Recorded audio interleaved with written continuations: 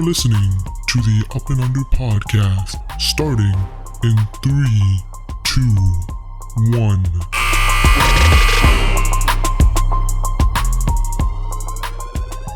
Yo, what's up, guys? Welcome to the Up and Under podcast. I'm your host, Hani. Joined with me, as always, it's Zeeshan. Yo. All right, man. So now that we're in, a slow part of the off season, we're right before training camps. We're maybe 3 weeks away from training camp starting. Slow to say the least, and all. Yeah, honestly, man, with the craziness of ending this previous season, the Olympics, and the free agency, we're now in the quiet period. But now it gives us a chance to kind of do some off-season content. Talk about things we don't normally get enough time to talk about during the regular season. And speaking of the off-season, if you haven't checked out last week's episode, definitely do so. And while you're there, subscribe to the YouTube channel. Definitely a good place to find us.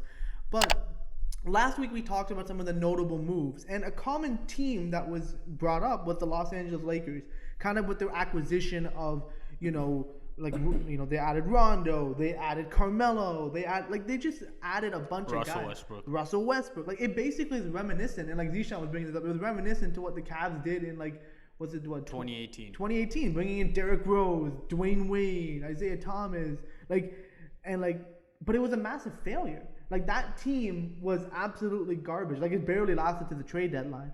So we decided to use this episode to basically talk about 5 of the most disappointing teams over the last 15 years.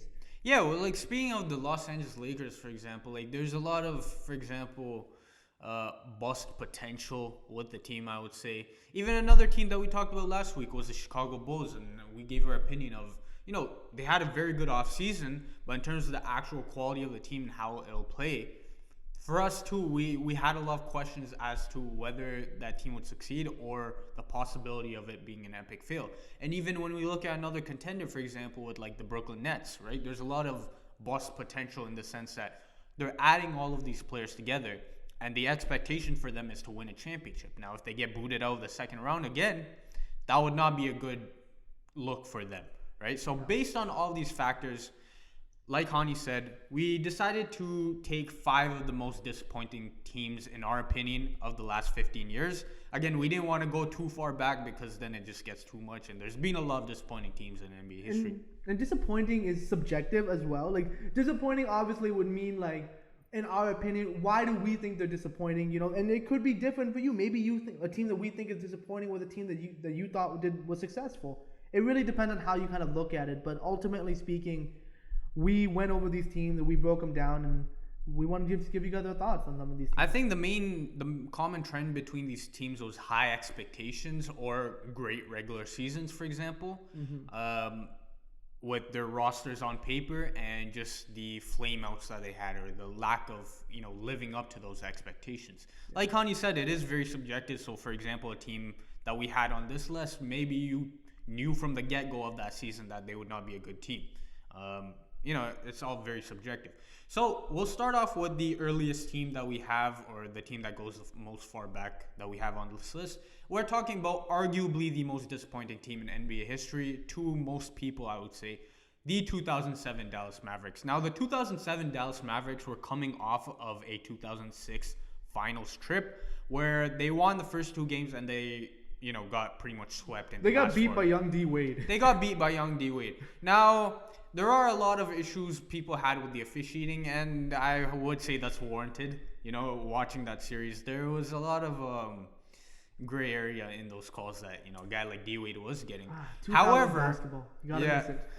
You gotta love that era, huh? Oh man. Again, they had massive expectations coming to that season. They had just been off of a finals appearance.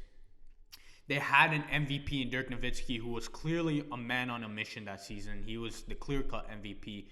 The Dallas Mavericks finished with a 67-15 record, and they were clearly the best team in the league because they were 6 games ahead of the second-best team.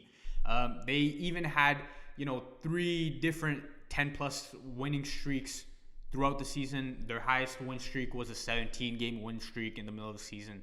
They were top 5 in offense and defensive rating, second in offensive rating, 5th in defensive rating, and finished with the second best net rating in the league. So they were very loaded. They had a very great season. they just had a great franchise altogether, a great organization altogether, and it was coming, it was all coming together at the perfect opportunity, at the perfect time.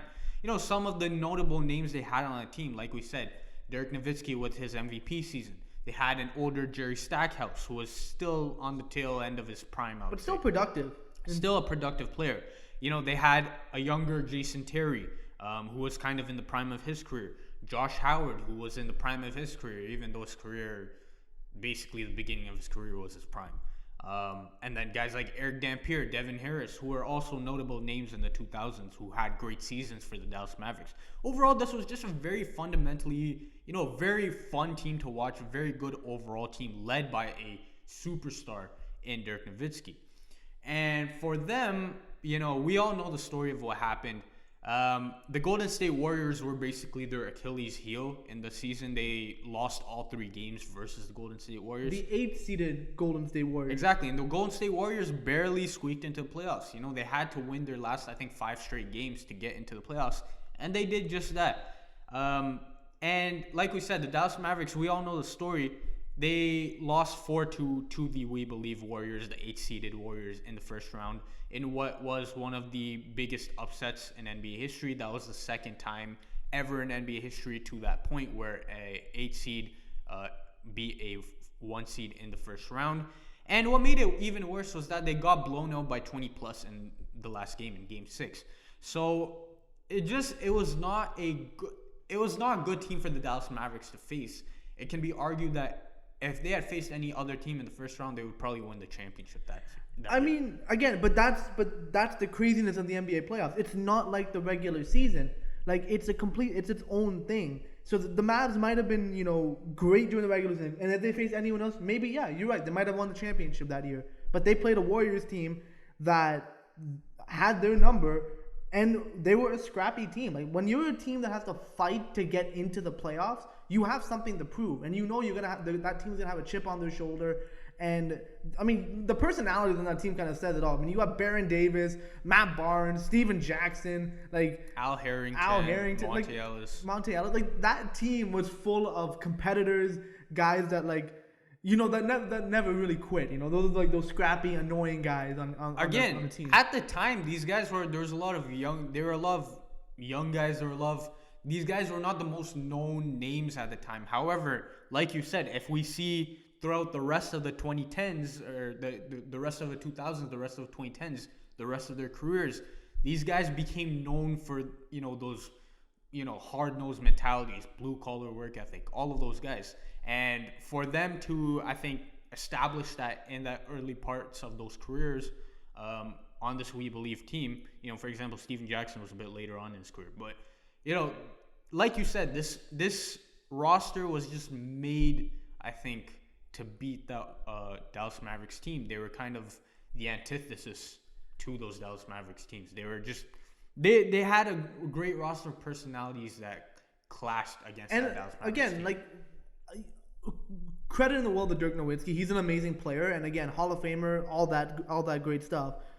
But the thing about Dirk, if you physical him, if you kind of outmuscle him or scrap, basically annoy, get into him, you can seriously slow him down. It was kind of true a lot of the times. Again, that was the reputation he had, I think, until basically 2011, and in large part that was due to the way he lost against the Golden State Warriors. Like you said, guys like Steven Jackson, Matt Barnes, Al Harrington. Al Harrington, I think, was a primary defender on him, if I remember. And Al Harrington was a clear 3 inches shorter than him, not nowhere near his height. But that was the model for them, get into Dirk Nowitzki's space. And that was kind of Dirk's reputation until he was able to break that reputation in 2011. And then, obviously him mastering the fadeaway, stretching his game out, becoming a lot stronger, much more of a physical presence. That really helped him until obviously the 2011 championship, which was his peak, to be honest with you, in terms of his overall complete play as a player. But yeah, man, the 07 Mavs, they're a perfect example of a team that had it all. They had everything going for them, but they just ran into a team that, had their number. Like they clearly, like, that was a team built to beat Again, I think Mavs. our last team that we're going to talk about, very similar situation. Yeah, but we'll talk about them a little later. Which moves us into the next team that we felt was probably one of the most disappointing teams of the last 15 years, and that's the 2013 Los Angeles Lakers. Now, the Lakers, after winning the back-to-back titles, 09 and 10, they weren't really going anywhere. They weren't really, and Kobe was getting older, but so they wanted to make a big swing. So what? They had just gotten swept in the previous year by OKC, and they just got swept in the previous year. So Mitch Kupchak decides, you know what? I'm gonna make a big swing, do a Hollywood thing. I'm gonna go out and get big names like Steve Nash and Dwight Howard. Now, granted, you're getting an older Steve Nash. Like, this is the Steve Nash at the tail end of his career, but you're getting a Dwight Howard after the prime of his career with the Orlando Magic, where he went to the finals, a couple in the conference final in the East, and the NBA finals as well. Dwight Howard was in the prime of his career, man. Like, Dwight Howard was prime Dwight Howard. And they wanted to pair those two guys with Kobe Bryant. On paper, that sounds amazing. Steve Nash is going to do the passing. Kobe does the scoring. Dwight cleans up the glass and becomes a defensive anchor. It just seemed like it would work. But, again, Steve Nash was at the tail end of his career. And I love Steve Nash, but at that point in his career, he was just done. Nash battled injuries throughout the year, and so did Dwight Howard. Now, the only difference is Dwight played through that season with those injuries, and he was not good at all that season. Again, injuries played a big part, but Nash, again, in and out of the lineup. Those guys really never got a chance to develop that chemistry, and really, it never really became anything. But this team, when they were put together, had championship aspirations. Like, everyone was like, yo, this team's going to be competing for a title. Kobe might be able to get that 6th ring. Again, the big thing was the Heat versus the Lakers. That's going to be the NBA Finals, right? Yeah. That's what everyone thought. That's what everyone thought. But they were just nowhere near good enough, man. Like, they were a very top-heavy team. When you look at the overall construction of the roster, I mean, like, besides the main three guys, like, who really else was there? Like, you had you have Pau Gasol, a little older in that stage of his career. You had a Metta World Peace, older Metta World Peace, Anton Jameson, Jody Meeks. Well, you have the young Jody Meeks. It wasn't a great roster. When we're looking back at it, it just wasn't a great roster for the time. And the Lakers finished with a 45-37 record, which gave them the 7th seed in the conference. They were 6th in offensive rating, which was pretty surprising when I looked it up. Again, Kobe. Yeah, of course, Kobe Bryant. And then 22nd in defensive rating. Like, honestly speaking, like, Dwight was not good that year. Steve Nash was never really known for his defense. Then you have guys like Jordan Hill, who's not a good defender. And, like, this team was not built for defense. Let's just put... And then, again, you had Mike D'Antoni coaching this team. So, yep, that's already a negative defensively in and of itself. But ultimately, the Lakers, they made it to the playoffs, but they got swept by the Spurs in the first round. And to make things even worse, this season got even worse because Kobe Bryant tore his Achilles during that season, pretty much any chance that the Lakers had of winning a title. And pretty much that was the end of his career as well, right? Pretty much. Again, the one thing with this Lakers team that always gets lost in shuffle, I always defend my point about this as well. People always like to talk about the Kobe versus Dwight Howard dynamic. Now, no doubt, Kobe and Dwight Howard had their issues. But the main issue with that team is the injuries and the lack of consistent playing time between all three of those guys. You talked about Steve Nash and Dwight Howard being, older versions of themselves. Steve Nash in particular. The issue with that is coming into those seasons, Steve Nash still, he wasn't Steve Nash of old, but he was still looked at as, Steve Nash, a good playmaker, a guy who can still get you 15 points a game. Well, look at his history. Like, his history with big men is amazing because him and Amari Stoudemire, that was an amazing pairing. Again, we talk about one thing that gets lost in shuffle of those Phoenix Suns teams was the medical staff of those Phoenix Suns teams, which is why Phoenix has a reputation for the medical staff that they have. Guys like resurrecting guys like Jermaine O'Neal's career, Grant Hill's career, for them to be able to come back at the stages that they did shows how great of a medical staff Phoenix Suns had. And Steve Nash was a recipient of that medical staff. So when he got to LA and he did not have that medical staff anymore, you kind of just saw how much his body deteriorated. And then for my point about Dwight Howard, man, Dwight Howard gets too much flack for that season. Because if you look at the injury that he had, we look at, he was coming off of his Orlando years. Dwight Howard, best center in the league, no doubt about it. But the issue was his back was completely messed up to the point where he was not even supposed to play that season at all. Dude, he still put up decent numbers that season, man. He put up 17 a game, 12 boards. Like, it was still Dwight Howard things. Like, 2.4 blocks a game. Like, again, he wasn't, like, 3-time Defensive Player of the Year, Dwight Howard, but he was still good. Yeah, man, and that's the thing, right? That's why I think Lakers fans, that's the one issue I have with Lakers fans when talking about that season. I think they give too much crap to Dwight Howard in the sense that this guy wasn't even supposed to play that season, man. He wasn't supposed to play that season. And this guy gutted out that season because he wanted to win that championship with Kobe. He wanted to get Kobe that 6th ring. And you can argue that he kind of ruined his own career because of that. I was just about to say that. He kind of ruined his own career because of that, because he was clearly never the same after that back injury. And had he sat out that season, maybe we could have seen Dwight Howard, Orlando Dwight Howard for a couple more years. And he was still very good in Houston. People forget, before that last season in Houston where it's just complete chaos, he was, great in Houston. He was putting up like 20 games in Houston, even coming off of those back surgeries. So, like, Dwight Howard, I think that's always been my biggest issue when talking about that team, is that people, especially people who are newer fans and didn't see that team live, I don't remember the issues that even they were all dealing with, and they just look at this on paper and, bust garbage team. I mean, one last point about Dwight Howard I want to say is that, like you mentioned, if he just sat out, the best part about Dwight Howard when in his prime years was his athleticism. He was a freak athlete. Like, you can already tell the guy's jacked, but he was at that leaping ability. He can move, and that back injury just really killed out his athleticism. And like, since Houston, he just wasn't the same since then. He was never that Orlando self. And yeah, you can say if he still had that athleticism, who knows, man? He probably would have had a much better ending to his career than what it looks like. Exactly. But he got a title. Yeah, he did get a title. He kind of redeemed himself in Los Angeles. So, hey, that works out. The next team we're going to talk about is the 2016 San Antonio Spurs. Now, the 2016 San Antonio Spurs had just come off of a first-round exit. Previous to that year, they had won the championship 2014. However, in 2015, they lost to basically a one-legged Chris Paul and the Los Angeles Clippers in the first round. What a shot by Chris Paul. Exactly, man. And I don't mean that as disrespect, because Chris Paul played his heart out.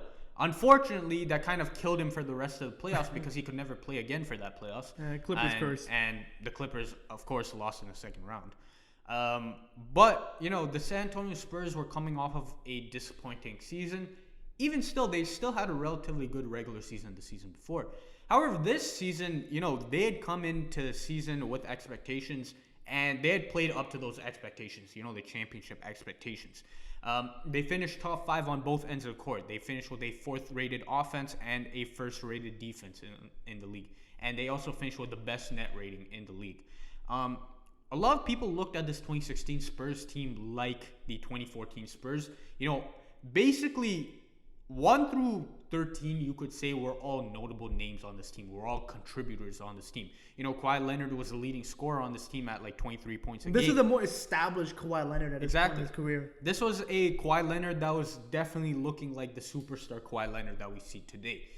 And yet, the Spurs had a bunch of guys besides Kawhi Leonard and LaMarcus Aldridge, who both averaged upwards of 20. The rest of the guys averaged under 15. It was a bunch of 8 points, 9 points, 10 points, 12 points.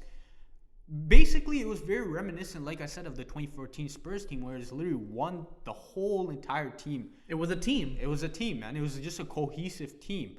Like I said, notable names: Kawhi Leonard, Tony Parker, LaMarcus Aldridge, Tim Duncan, Danny Green. That was the first year of LaMarcus Aldridge. Then their bench, they had Patty Mills, Manu Ginobili, Boris Diaw, David West, Kyle Anderson, Jonathan Simmons, Boban Marjanovic. Go. Literally, I just low-key named like the whole team, and all of this team is basically notable names. They're all names that you know of to this day, and that was just because the San Antonio Spurs, in quintessential Spurs fashion, were just a great overall team. Unfortunately for them, the issue was that this did not hold up well in the playoffs, unlike their 2014 run. They won their first they won their first series. However, they lost 4-2 in the semifinals versus the OKC Thunder. And unfortunately for the Spurs, this kind of signaled that era of the Spurs and their end, and it kind of moved forward into the Kawhi Leonard era, which, did not last long. But with the way OKC played and kind of ending that dynasty, similar to what they did to the Lakers, for example, and the Mavericks, they just completely beat them up, man. For example, a guy like Tim Duncan. Tim Duncan was obviously the most notable name who just really looked like he was done. And for that reason, he retired after that playoff run. Guys like Steven Adams, Serge Ibaka, and Enes Kanter, we all remember vividly how much they really killed the Spurs. And this was, unfortunate for the Spurs because of the fact that the Spurs' strength has always been their big man position. Guys like Tim Duncan, and then they had LaMarcus Aldridge this season. It was a strong front court. It was not a weak front court by any means. Exactly. And for guys like Enes Kanter and Steven Adams and Serge Ibaka, who are all quality players, no doubt. But for them to kill the Spurs the way they did, and then you had guys like Dion Waiters, who was in the prime of his career, and then obviously you had KD and Russell Westbrook finishing them off completely. It just really signaled the end of that particular era for the Spurs. Now, Manu and Tony Parker still lasted a few more years after Tim Duncan. However, that kind of, again, like I said, signaled the end of those championship aspirations for the Spurs. They weren't the Spurs anymore. They were just another team. The Spurs basically built themselves as developing this strong core and then having this culture where everybody contributes. And that kind of, after Tim Duncan left, because Tim Duncan was that, let's be real, Tim Duncan was the culture of that team. It kind of fell apart. And, not everything is supposed to last. But, man, the Spurs, they had an amazing run. But, yeah, you're right. As soon as, this happened, we saw Tim Duncan show his age a little bit. And that kind of signaled the end was near. Yeah, basically. Yeah. So, the Spurs were another disappointing team of that year. Which brings us to another team from 2016 that we felt was pretty disappointing that year. It was the 2016 Golden State Warriors. And I know a lot of you are probably going to be like, what are you talking about? Well, let me explain. And yes, I'm going to be rational. I promise myself I'm going to save my slander for a little later. But after winning their first title in 2015, the Warriors, they were looking like a good team. They were, they took it a step further and they became one of the best teams of all time. The best regular season team. The best regular season team of all time. They finished with a record of 73-9. They broke the 96 Bulls record. And, man, they had everything going for them, man. They had the best offense in the league with a top 5 defense. Steph Curry was playing out of his mind. He won his second MVP, which was back-to-back, by the way. And he won that MVP unanimously. The first unanimous MVP was to ever be awarded. Steph had an amazing year. Klay Thompson solidified himself as a top 2, maybe best shooting guard in the league at that point in his career. And he probably solidified himself as the best number 2 option in the league. No doubt about that. And so Klay was playing well. Draymond Green continued to be a two-way beast, and he had his best statistical season, especially offensively, that season. I think he averaged 14. 9 and 7 that season. And he could shoot. That was his best shooting season. Yeah, he was a legitimate threat. He shot 38% from 3 that season. So the Warriors had everything. Not to mention they had the best depth in the league too. Obviously I just mentioned Steph, Klay, and Draymond. They had Andre Iguodala, who's again one of the best 6-man in the league. Harrison Barnes, great role player at the time. Sean Livingston, money fadeaway. Young Kevon Looney, who's still on the team, but Kevon Looney was still a good role player for them. Andrew Bogut, again, solid presence inside. Leandro Barbosa. They had so much depth on that team. Probably the best in the league, to be honest with you. No doubt. It was a good team from top to bottom. Listen, man, their slogan was, what was it? Strength in numbers, right? Yeah. And that was definitely true. Definitely true. But even on top of all that, they had Steve Kerr's coaching. And everyone kind of doubted Steve Kerr, obviously, with him being brought in. They're like, okay, they won the championship. Is it legit? But man, his coach, and yes, it was Steve Kerr's coaching, not Luke Walton's. Let's just take that out of the way right now. It was Steve Kerr's team, Steve Kerr's system. It was all that. And again, when people talk about, oh, Steve Kerr's trash now, blah, blah, blah, blah, blah. Listen, man, the reason why Golden State was as successful as it was is because of Steve Kerr's system. We firsthand saw Mark Jackson's system. I know it's a very thrown out narrative now that, oh my God, it's Mark Jackson's team. Steve Kerr did not do anything, which is the biggest load of garbage I've ever heard in my life because I witnessed firsthand those Mark Jackson's teams. And they were nothing close to Steve Kerr's team on the court, not to mention all the issues that he had on the court. Off the court. Yeah. So long story short, Steve Kerr was a big part of this run. So the Warriors had talent, they had depth, and most of all, they had chemistry. That team was so cohesive because they were pretty much the same team from last year that won a championship together, and they were just all together, all bought in, and they almost won the championship that year.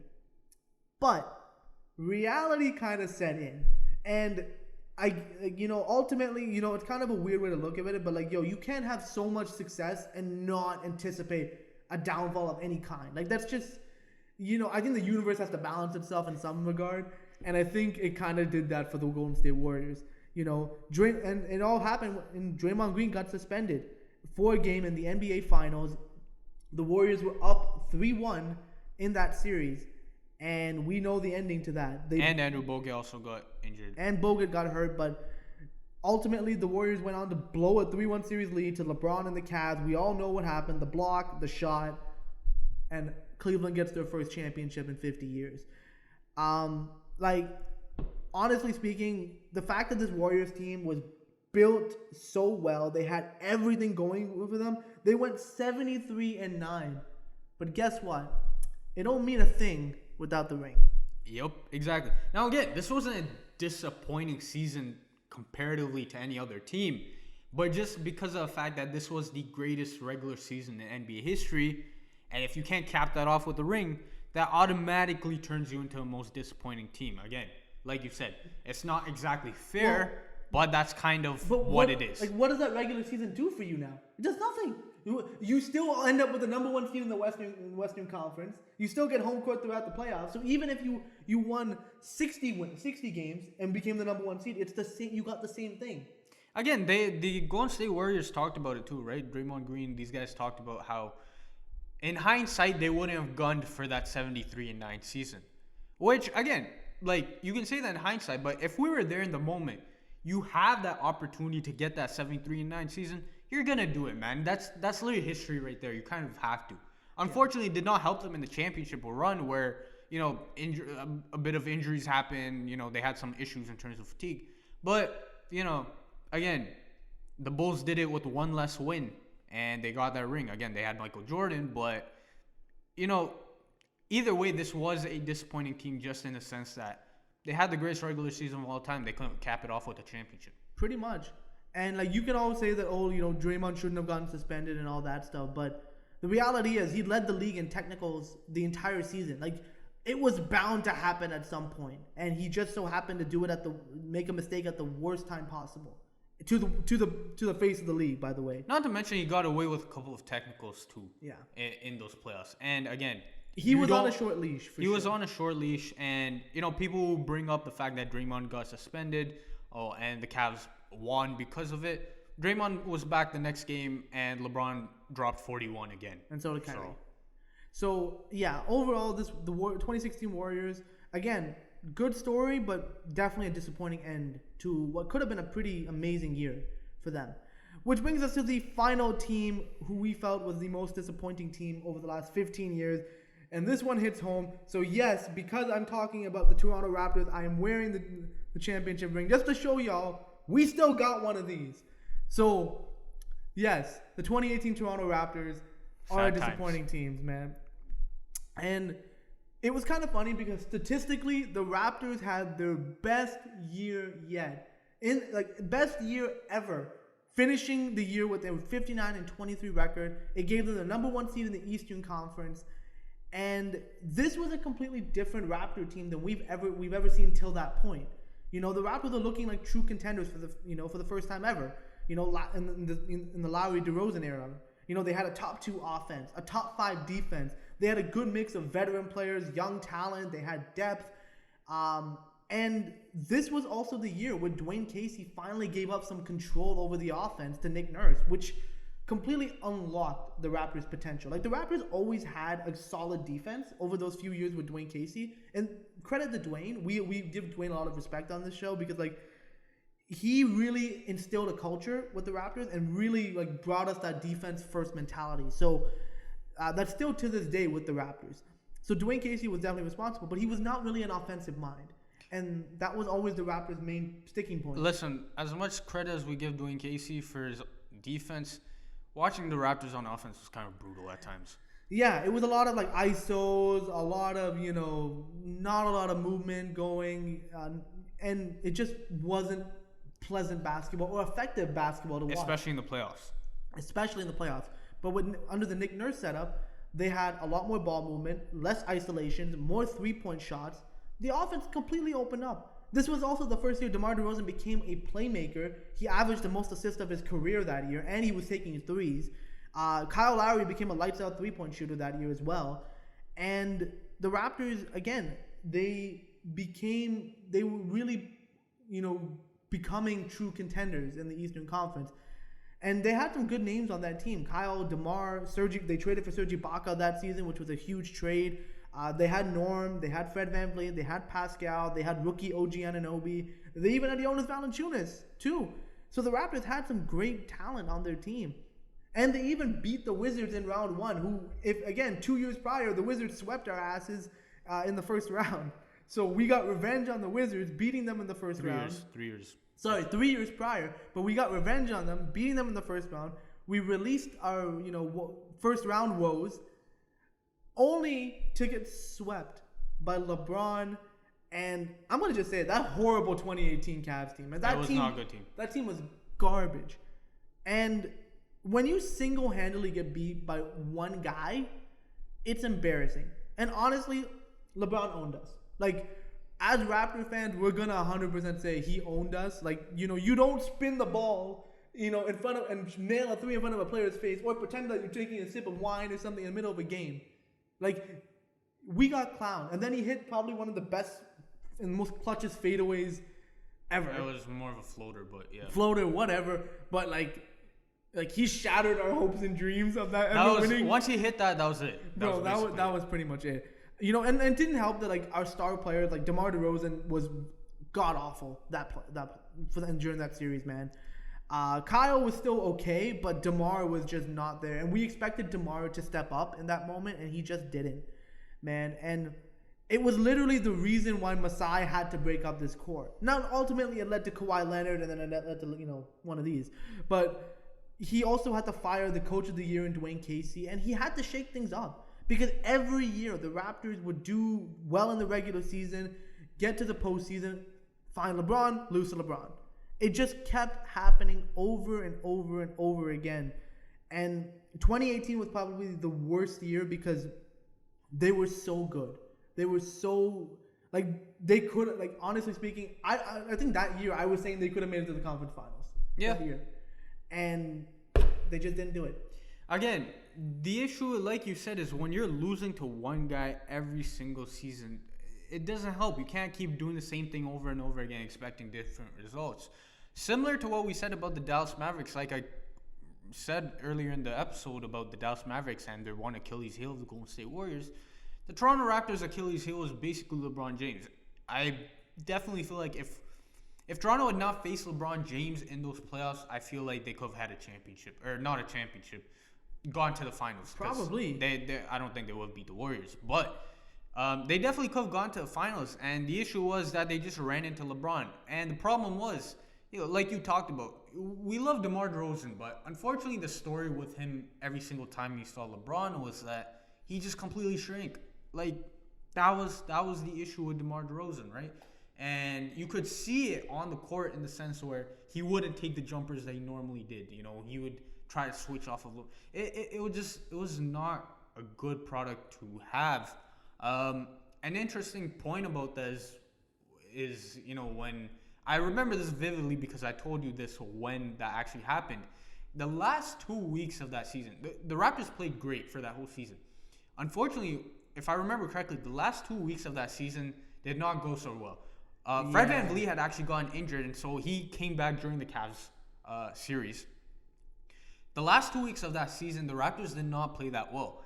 And based on those last 2 weeks, I might have jinxed it. I don't know. Probably. I had told you when that happened right before the playoffs. I was like, yo, I don't think it's happening. Yo, he jinxed it. I literally called it. I was like, It. based on the issues that we're having, I don't think it's going to happen this year. Especially since, the annoying thing was, too, the Cavs had lost on purpose in their last game, if I remember correctly, just to face us in that second round. I know. They had done it on purpose. I was so mad because we were looking to be getting away from the Cavs. They tried. When they were what? They were going to be the third seed, I think. Yeah. And then they dropped to 4, and we're like, The Raptors had tried, and the Cavs had blown their games on purpose to face the Raptors. And Richard Jefferson, I think, even talked. I don't think Richard Jefferson was on that team. But other teams had talked about. Richard Jefferson talked about the earlier Cavs teams about talks too much shit. How they wanted to face Toronto, and that's an embarrassment, man. Like that's just simply an embarrassment. It was, man. And the fact that the Cavs lost on purpose just to get us shows how much of a stranglehold they had over our franchise. Specifically LeBron, basically, not the Cavs. Yeah, like screw Richard Jefferson. You didn't do shit. It was all LeBron. But like either way, like the fact of the matter that team had so much potential, and it just completely it didn't go anywhere.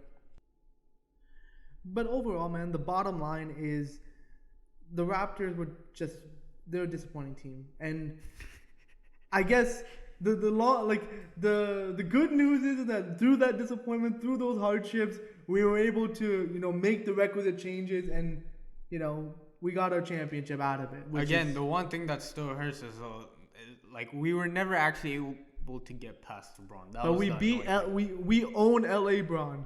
Yeah, we own him until we don't this year. Listen.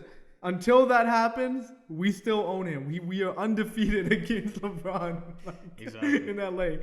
But yeah, man. So those were our 5 most disappointing teams of the last 15 years. Let us know what you guys think. Do you agree or disagree? And which teams do you think were the most disappointing teams? Let us know either on the comment section on YouTube or on social media. Which brings us into the up and under segment for this weekend. There was a lot of news, actually. A lot of some stuff even broke even earlier today. Yeah. But first and foremost, are you up or under on the Brooklyn Nets? Of course, it's the Brooklyn Nets. Signing Paul Millsap and now recently with a clean bill of health, LaMarcus Aldridge, to a 1-year, $2.6 million deal. LaMarcus Aldridge, as everyone knows, had to announce a retirement back in April due to a heart condition. He was just recently medically cleared to return to play, which is fantastic for him. And again, it's amazing that he's able to come back and actually finish his career on his terms.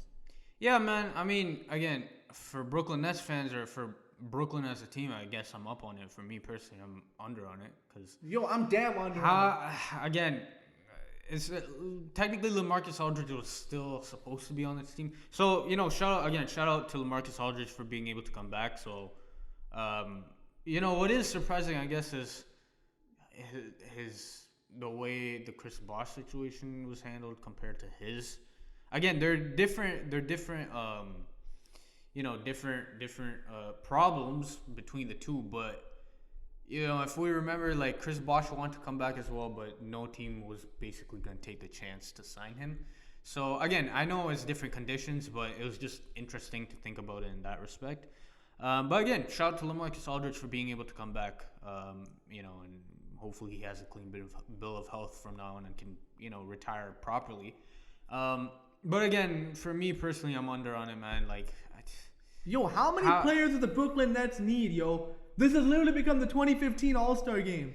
The amount of, look at their starting 5. You have Kyrie, James Harden, Kevin Durant, Blake Griffin, LaMarcus Aldridge. Off the bench, Patty Mills. Who else? Paul Millsap. I'm forgetting probably other players. Joe Harris. Look at that team. How many players do you need? And how are they, and they're paying the 3 main guys almost $40 million each. How? How does this make any sense? Well, again, it is an arms race, and the 2 teams involved in those arms races are the Brooklyn Nets, and as we're going to talk about right now, the Los Angeles Lakers and them signing DeAndre Jordan. Now, are you up or under on this? Again, like I said, this is literally just a two-team race in terms of grabbing every single player on the market. Pretty much. And add DeAndre Jordan to the list of the 2012 All-Stars with the Los Angeles Lakers. I mean, I'm up on it for the Lakers in the sense that if they're getting rid of Marc Gasol, then fine. He can kind of play the JaVale McGee type of role for them. And I think that's what they're trying to do. They're just trying to, like, piece together the things that worked from their last championship, which I think is a decent strategy. But yeah, DeAndre Jordan, I mean, at this point, we know, at this stage of his career, we know what he is. So if he can just come in and give you some good minutes, that's pretty much all the Lakers really need him to do. Yeah, man. Again, like, I'm cool with, I'd rather have the Lakers win than Brooklyn, to be personal. But, like, again, there has to be some sort of line, I think. And we've talked about this. I'm not going to talk about it too much, but there has to be some sort of line with what the league does, because this is just getting, like, ridiculous at this point. We talked about, you talked about how the Brooklyn Nets are paying $40 million to the top three guys, and somehow they fit the rest of the roster in. Because the Lakers are literally paying Anthony Davis and LeBron 90% of the cap, and somehow they fit in this entire roster in. Again, it's big market, but also just guys are just taking the minimum deals. And Adam Silver is just allowing this to happen. Like, Adam Silver allowed the James Harden trade to happen. Like, even though, like, again, I know he's pro player and he player empowerment, but the players have too much power. And again, we're not saying to completely restrict the players, because, you know, players have a valid point when they say if you want to leave your job, you're allowed to leave your job. Sure, fine. But the issue is that there's too much power. There has to be some sort of balance where, you know, again, it's also the LeBron effect, you know, the KD effect of where great players will automatically gravitate towards playing with them just because of how great they are. Again, you're never going to be able to control that because that's always been the case. If Michael Jordan had the money that they have today, everyone will have ran to play with Michael Jordan too. It's a fact, right? So you can't really do anything about that, but there has to be some sort of balance where it's not just like everyone trying to load up as much as they can and somehow, you know, getting every single good player on like 5 different teams across the league. It's not good for the product as a whole for the NBA too, I think. If we don't see Brooklyn versus the Lakers in the NBA Finals next year, I'm going to just laugh at both these teams because it's just like, y'all did all of this and still couldn't do it. Like, there needs to be competitive balance in a league, and right now there just isn't in the NBA. And it kind of just sucks. But speaking of a team that always was a very competitive team, and these two guys were a big part of it, are you up or under on Zach Randolph and Tony Allen are becoming the first Grizzlies to have their jerseys retired? I'm up on it, man. Major respect. You know, like, the Memphis Grizzlies were definitely grit and grind, right? They're always one of my favorite teams of the 2010s. Amazing. I loved watching them. You know, most people did not like watching them, but I loved personally watching them just because it was just a very old school gritty mentality of basketball. And these two guys were definitely two of the foundational pieces of those teams, and just how much they meant to the success of those teams, you know, the most successful years in franchise history, but also what they meant to the community off of it. They definitely deserve their jerseys to be retired, not to mention the fact that they were sort of able to build their own reputations. First team. Yeah, exactly. Tony Allen, you know, coming off of that terrible ACL injury from Boston, him being able to reimagine himself, rework himself as a player, as a new type of player in Memphis.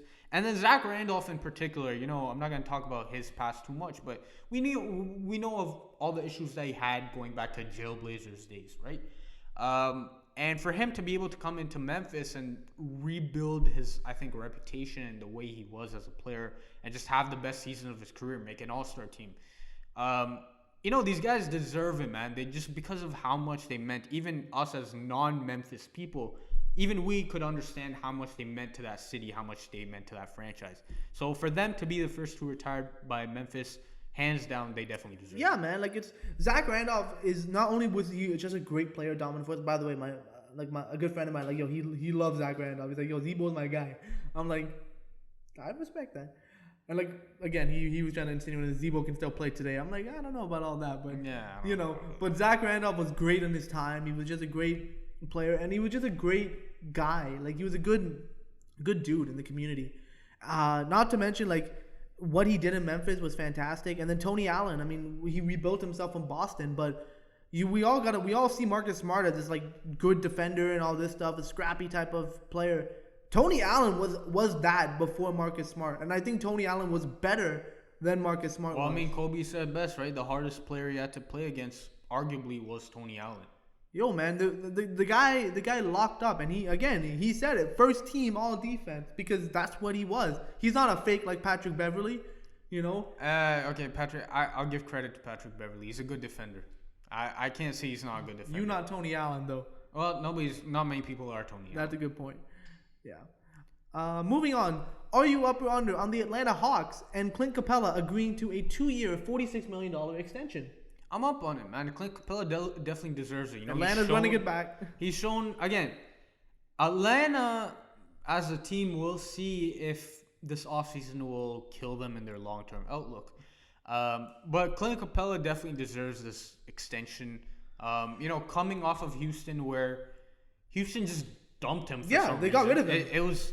Again, it's still puzzling to this day as to why exactly they did that. Daryl Morey is a confusing guy. Let's just leave it at that. Like, again, like, bro, Clint Capella, he obviously didn't play when he got to Atlanta, but since he started playing for Atlanta, you've seen what this guy has done. Multiple 2020 games. He's had multiple 15 games.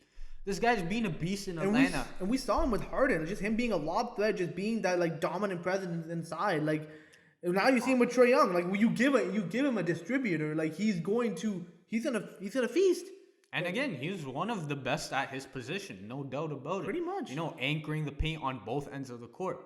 So again, Clint Capella definitely deserves it. As for the Hawks and what they're gonna do, again, their salary cap, their books are kind of looking a little, I would say, shaky right now. But it all depends on how this next season turns out. Well, they invested into this core. They think they have something here. Now, do I think it's enough? No, but the Hawks and their management feel like they have something, so they want to see what they can do with it.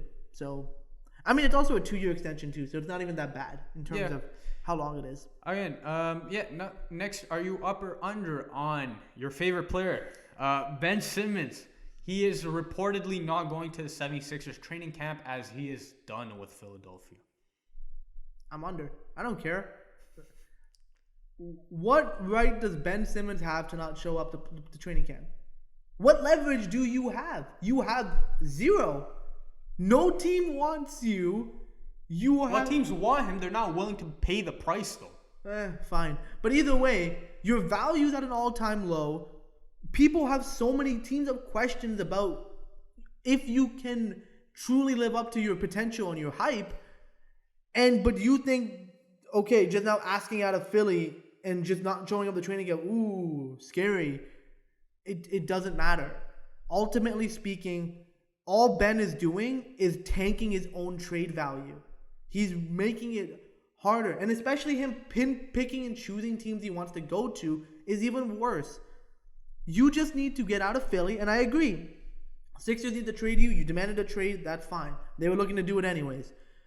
But the Sixers need to come back to earth and actually realize that we got to deal with this guy.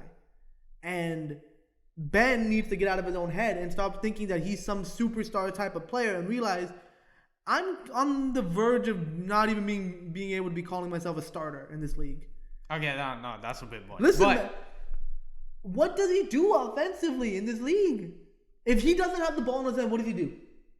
Well, that's the issue, right? But yeah, I'll say this about Ben Simmons, like you were talking about, and like we previously mentioned about the players having a bit too much power. Case in point, Ben Simmons actively tanking his trade value, right? And yet he doesn't care. Why? Because even if his trade value is at all-time low, he knows Philly's going to have to trade him, and that's the issue with where we're at in terms of stars asking out. Nobody has a problem if you want to ask for a trade. But the way stars are asking out now at they know they're screwing their teams over. Anthony Davis situation, James Harden situation. They know they're actively screwing their teams over in the process. They don't care. Why? Because the NBA has to accommodate to them. The rest of the league has to accommodate to them. Their team has to accommodate to them. Doesn't matter if the team is not going to get anything in return. the team already knows you have to trade the guy. And so, despite the fact that they're not getting anything in return, they have to do it now. And that's the issue, again, tying it back to where there's a bit too much player empowerment in regards to these situations. Now, again, like you said, Ben Simmons tanking his trade value not only by publicly asking out in this manner, but also, like you said, restricting himself to teams. I think that the term that was used was he's a young socialite and he wants to be in markets that fit his lifestyle. No. Come on, man. No. Come on. You need to learn how to shoot a basketball. That's what you need to do. If it's in Sacramento, it's in Sacramento. If it's in Denver, it's in Denver. This is the issue I have, man. It's like for teams, honestly, sometimes I just want, like, again, in the same thing with the James Harden situation, I was like, yo, it would be funny if Houston, or in this case Philly, just traded him to Kings or something. Traded him to some random team. And they can. That's the thing. Ben Simmons doesn't have a no trade clause. He doesn't have any of this stuff. The Sixers have every right to trade him to whatever team gives him the best offer. And it could be anybody. It could be the worst team in the league. It could be Cleveland. It could be, I'm blanking out some of the worst teams in the league. Minnesota. Like, it doesn't matter. Minnesota would not be they'll be. But they're going to have to give up some guys to get him. And that's the issue, right? The Sixers aren't budging. Ben Simmons isn't budging. Somebody's going to have to budge at one point, and we all know it's going to be the team because that's how the NBA is at this point. Again, unfortunately, just there's no balance anymore in the league. But Daryl Morey was asking for a high price. Like, Daryl Morey was kind of being dumb in my opinion. Yeah. It's like, everyone knows you want to trade the player. Like, why are you, trying to ask for so much? Like, you have no leverage here. Exactly. Yeah. And, yeah, like I said, man, this issue with Ben Simmons is also, I think, ties into the broader issue of what we've always talked about with, the lack of balance in terms of the players versus the teams. And, we'll see what happens with Ben Simmons, I guess. Yeah. And finally, are you up or under on the Toronto Raptors signing Svi Mykhailiuk to a 2-year deal with the second year being a player option? I mean, I'm up on it, man. This was a surprising move for us, man. Like, we saw this. We actually both saw this notification, I think, at the same time. And I was like, yo, this is a very good move for Masai to pull off. He was great last season, I think, in the limited role that he had. Of course, every time he played the Raptors, he killed us. And typical, everyone always kills us. So that was not surprising. But, he's one of the better three-point shooters in the league. He'll basically fill the Matt Thomas role, except I think he's going to get some playing time because he's not as bad as Matt Thomas. He's a lot better. Yeah, I think he's athletic.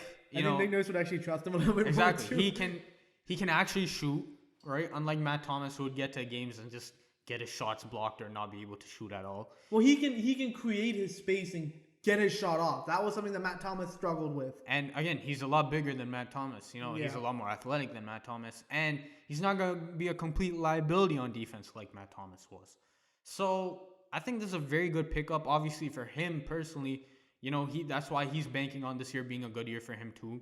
Hence the player option for that second and year. Developmental system. Exactly. So I think it's a good deal for both parties. In all honesty, it's a very under radar but very good move. Yeah, it's a low key. It's another good, decent signing by the Raptors that gives them even more depth from last year. And again, flexibility. Right? Bro, how do we go through last season with our depth versus this year?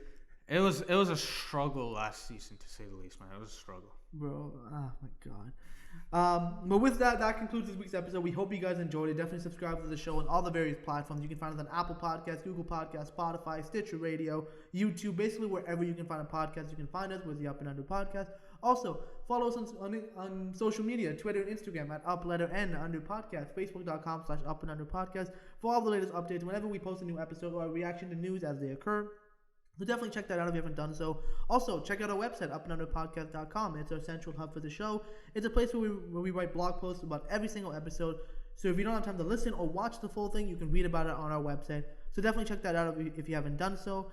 And yeah, man, training camp is going to be very soon, within the next few weeks or so. And then, man, back into a new regular season. And more off-season content on the way. More off-season content on the way. So definitely stay tuned for that. Subscribe on all the platforms. And with that concludes this week's episode. We'll see you guys on the next one. Take it easy. Easy.